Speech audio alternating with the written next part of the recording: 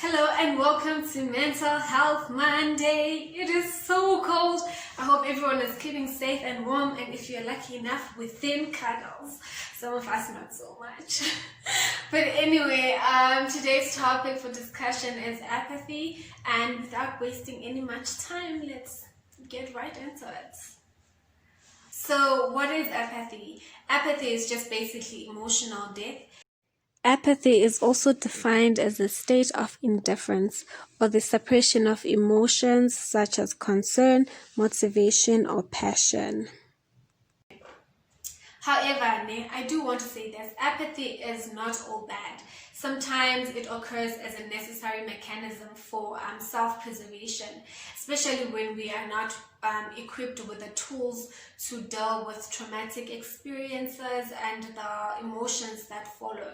So what the brain does, it develops this protective shell so that we are still able to function. So because sometimes when we are dealing with so many things, when so much is happening around us and within us, it can be too much to handle, it can be overwhelming. So in order for us to still be able to live and function, the brain will apathize. But I just want us to be aware of these things. And this is just something I'm also learning, so I just wanted to share with you guys. And I'll just share the reference at the end of the video, like where I got it all from. Okay, so as much as apathy can happen at an individual level, I actually saw that it can actually happen at a population level. So, okay, I'm an epidemiologist, so I always think like populations. So this is a term I coined myself, herd apathy. So in epidemiology, we have what we call herd immunity. And this is basically when a large proportion of the population is immune to a certain virus. And that means they cannot contract the virus and therefore cannot transmit the virus. So if you cannot contract it, you cannot transmit it. And that's how the virus basically dies out. So I realized this is what we can call herd apathy. Herd apathy is when a large proportion of a population has apathized, has become emotionally blunt, has become emotionally dead, and which then applies also to the bystander effects. You know, like how one person's reaction to a situation will actually affect the next person's reaction as well. So if one person is dead and they cannot feel anything, it will definitely affect the next person. For instance, I was just thinking about what happened to Tsegofatso. I was actually away for some time. I went off social media and I was not able to see the response, the reaction in real time. However, I do think that what happened did not get the reaction it warranted, really. The whole situation was bad. And I was thinking maybe we as a society, not just women, we have empathized, we have been through so much, we have seen so much that maybe our emotions are blunted and we do not feel as deeply as we used to. And so then our reaction is not what is supposed to be because we have gotten used to it. In other words, we have empathized, our emotions have been blunted.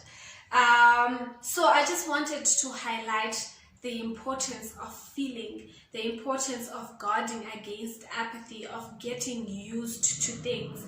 Because when we get used to things, when we apathize, what happens is that nothing changes, we do not react. And I just wanted to link that to a quotation by C.S. Lewis. Hopefully I'll be able to put it up.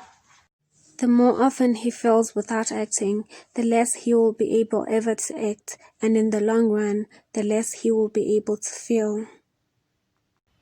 Okay, from this I think we can see that our actions actually are linked to our feelings and our emotions. That is why it's very important that we feel things, that we do not apathize, that we guard against emotional death, because our actions and our reactions are directly proportional to our feelings, to the depth of our feelings.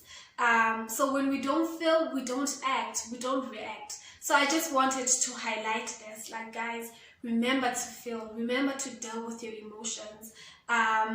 don't suppress your emotions. Actually, I think that's the message. That's the take-home message. Don't suppress your emotions. It's okay to feel, because when we feel, we act, and when we act, things change. When we act, things change, and I guess they change for the better. So no matter how hard it is to deal with your emotions, please don't suppress them. Try and equip yourself. Actually, let me share this book with you guys. This is the book. If you want to learn more about apathy, about existentialism, about the meaning of life, you can get it on Take-A-Lot. It's available from Take-A-Lot. It's a highly recommended book. It's one of those books you want to read for the first time over and over again.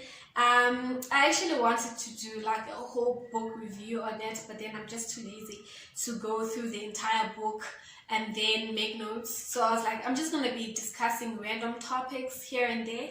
So if you guys are interested and you just want to see how you can figure out the meaning of life, you can get this book. And there's 2 versions of it, and if you can, get the less affordable one, because it has two sections. And yeah, Man's Search for Meaning by Dr. Viktor Frankl. He's a neurologist. He was a neurologist and psychiatrist. Yeah, please do yourself a favor and get this book, and we'll be discussing it here on the channel. Yeah, thank you so much for watching. I hope this has been helpful and informative in some way, and I will see you next week. Please don't forget to subscribe, and if you can, share. Thank you so much. Bye. Keep warm, keep safe.